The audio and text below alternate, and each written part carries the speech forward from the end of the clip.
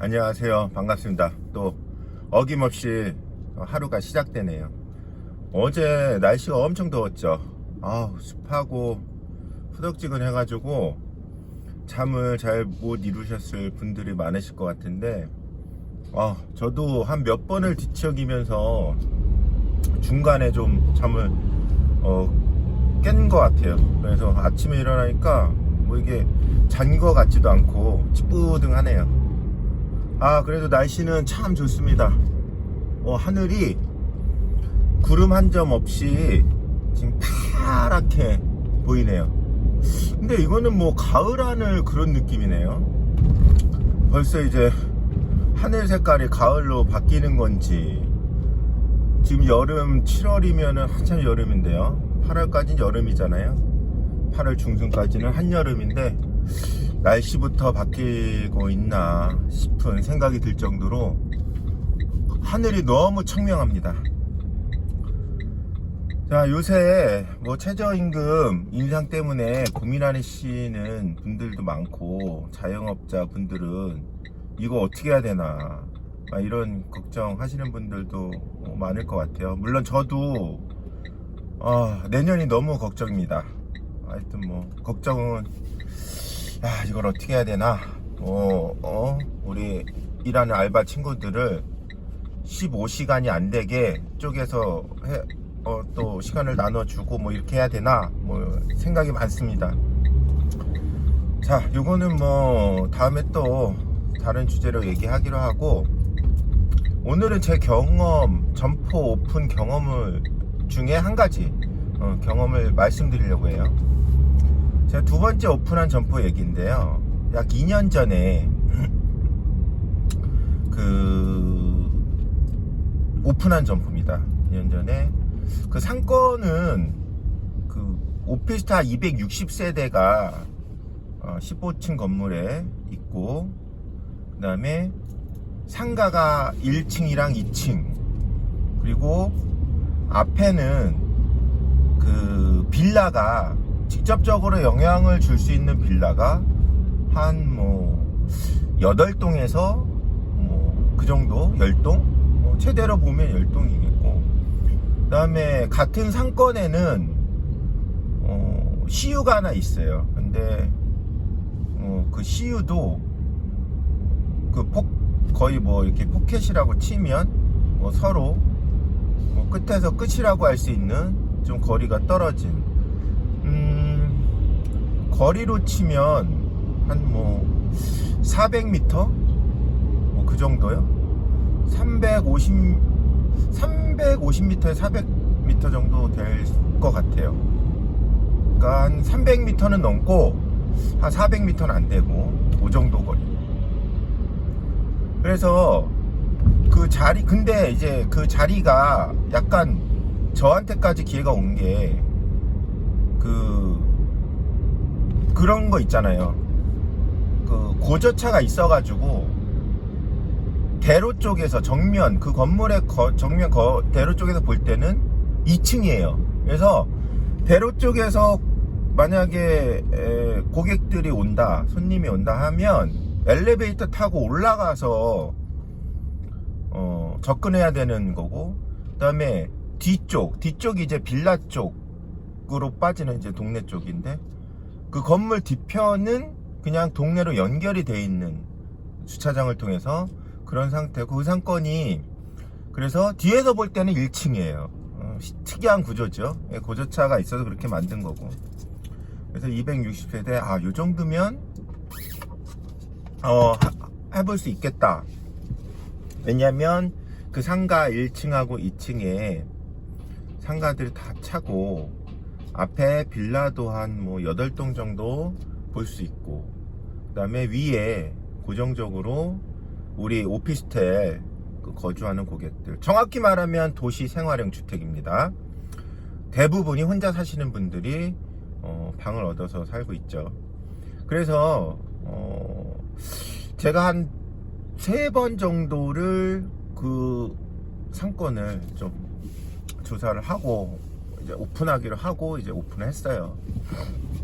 근데 그쪽이 원래 선물권이라고 하면 먼저 이제 물건 잡아놓은 데가 이사에서 먼저 잡아놨기 때문에 이사로 오픈할 수밖에 없었어요. 저는 다른 브랜드 편의점 오픈하고 있는 상태였고요. 그래서 오픈을 했는데 이게 뭐 부푼 꿈을 안고 두 번째 점포니까 첫 번째 점포는 나름대로 그냥 잘 됐어요. 그래서 두 번째 점포를 오픈하고 꿈도 진짜 나름대로 꿈꾸면서 이러면은 한 달에 뭐 이것도 잘 되면 뭐 좀 쏠쏠하게 돈을 벌 수 있겠다 생각을 했는데 막상 뚜껑을 열고 나니까 처음에 입주도 안 되잖아요, 잘. 그래서 위에 우리 그 오피스텔 층에 입주도 뭐 한 3분의 1, 뭐 반 뭐 이렇게밖에 안 돼 있고 한 2, 3개월 지나도 상가는 저희 혼자 덜렁 들어가 있고 생각만큼 그 빌라 쪽 원룸형은 아니었던 것 같아요.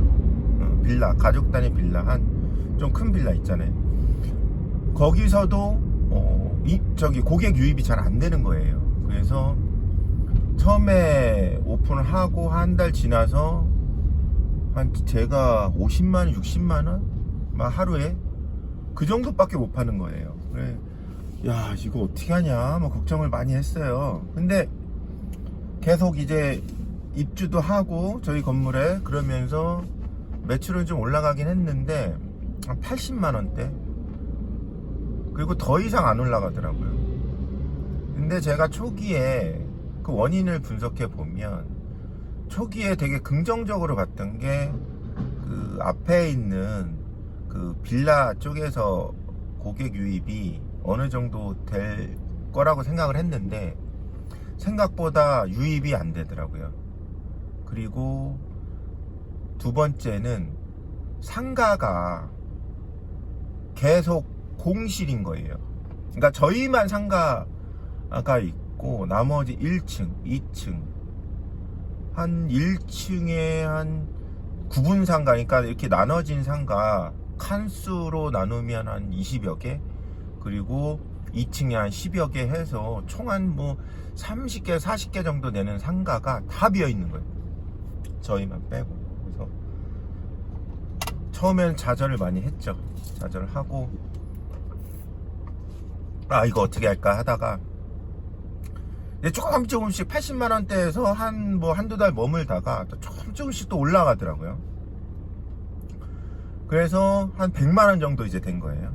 근데 이제 좀 갈래나 보다 했는데 또 코로나 사태가 터지면서 잠시 또 주춤했죠. 주춤하다가 이제 작년에 그 지원금이 풀렸잖아요. 4월부터.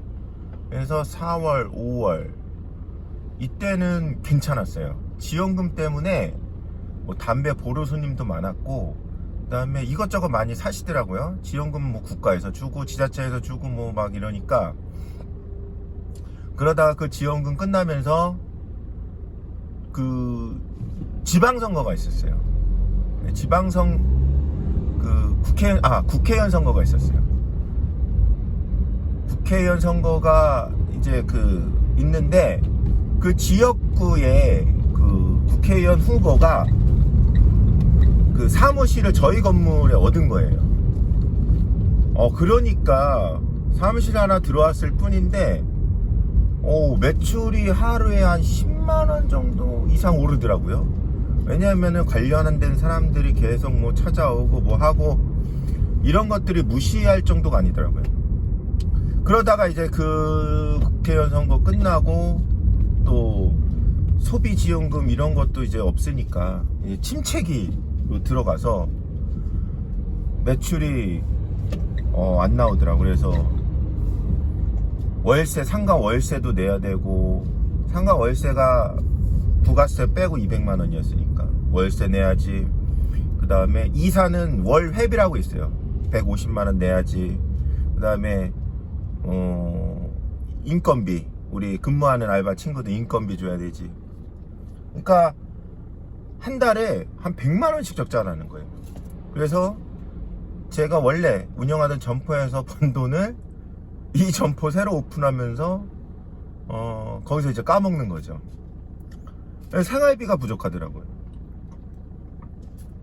그게 계속 이어져 오다가 다행히 작년 그 겨울 정도, 작년 추석 정도에 그 상가가 1층, 2층이 통으로 뭐 어떤 그 업체한테 매각이 됐어요. 근데 그 업체가 또 지금 뭐 키즈 카페를 전체를 이제 키즈 카페로 한다 그래서 내심 기대했어요. 공사도 했었고. 근데 또 뭐 어쩌전 문제로 인해서 또 키즈 카페 하다 또 중단이 됐어요.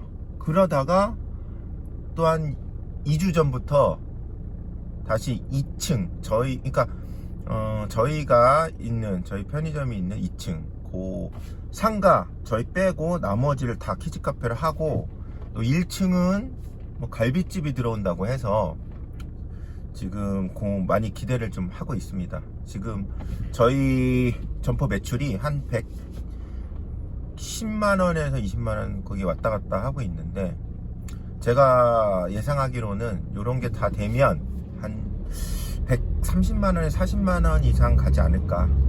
그러면 적자는 면할 것 같아요. 내심 이렇게 어려운 시기에 요거 저희 들어간 건물이 또 개발되고 요게 또 고객들 유동이 좀 활성화되면 좀 괜찮아질 것 같아요. 그래서 제가 말씀드리고 싶은 건 상권을 정확하게 볼 수가 없어요. 처음에도 그렇고 내가 오픈하려고 있는 데를 얼마나 정확하게 볼 수 있는지는 노력을 하면 되겠죠. 근데 그게 100% 내가 다 예상할 수도 없고, 상권이라는 거는 항상 움직여요. 제가 모르는 사이에도 움직이고 있어요. 그래서 어느 순간에 이렇게 됐다가 어느 순간 또 저렇게 돼요.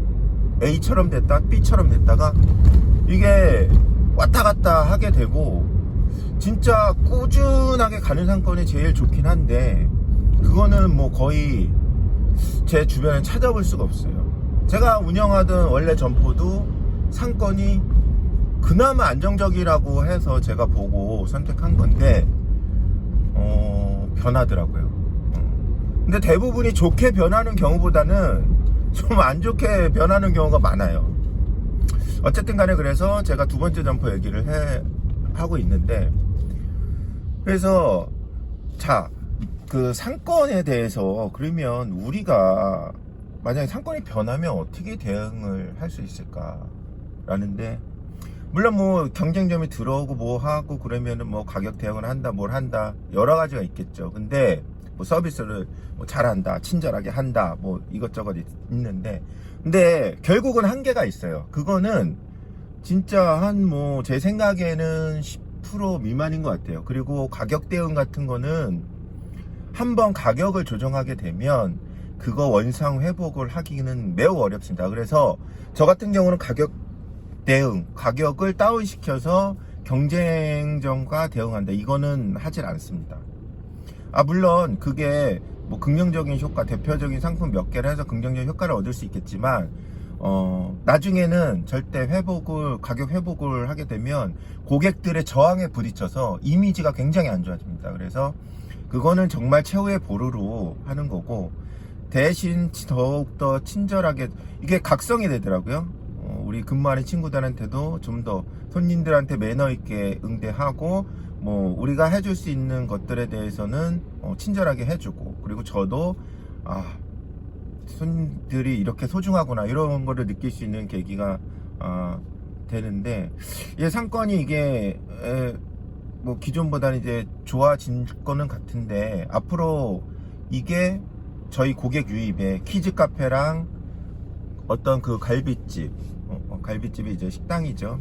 이게 얼마나 파급력을 가질지 요거는 한번 지켜봐야 될 것 같습니다.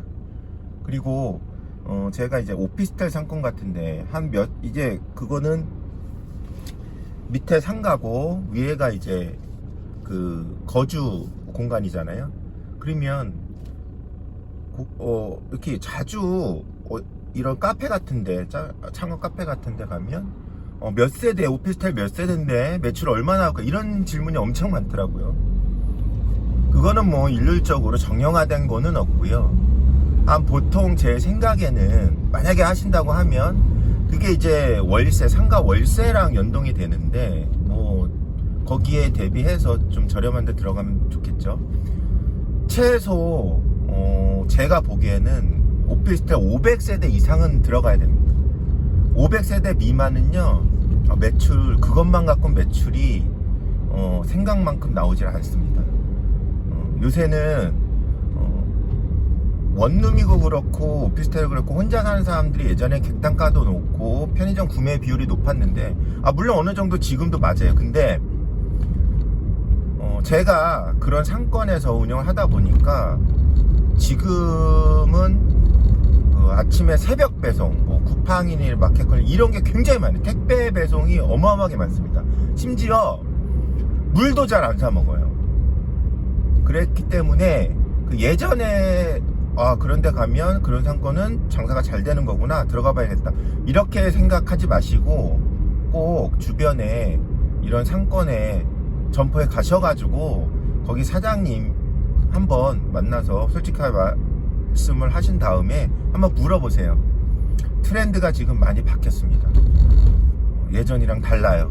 그리고 코로나 이후에도 트렌드가 또 많이, 지금도 조금씩 우리가 모르는 사이에 바뀌어 있는 것 같고 바뀌어 가는 것 같고 앞으로도 또 바뀔 겁니다. 그렇기 때문에 이제는 정보를 찾아야 돼요. 우리가 정보를 찾아서 그걸 활용을 해야지, 예전 생각만 갖고 하면 지금은 100점 100패가 될 가능성이 높습니다. 오늘은 제 두 번째 점포에 대한 경험담을 말씀드렸고요. 다음에는 제 첫 번째 점포 상권이 아파트 상권이거든요. 그러니까 그 아파트 상권은 또 이 오피스텔 상권하고 어떻게 다른가에 대해서 또 말씀을 드려보겠습니다. 자, 오늘도 상쾌한 하루가 시작됐습니다. 자, 오늘도 대박 나시길 바랍니다. 감사합니다.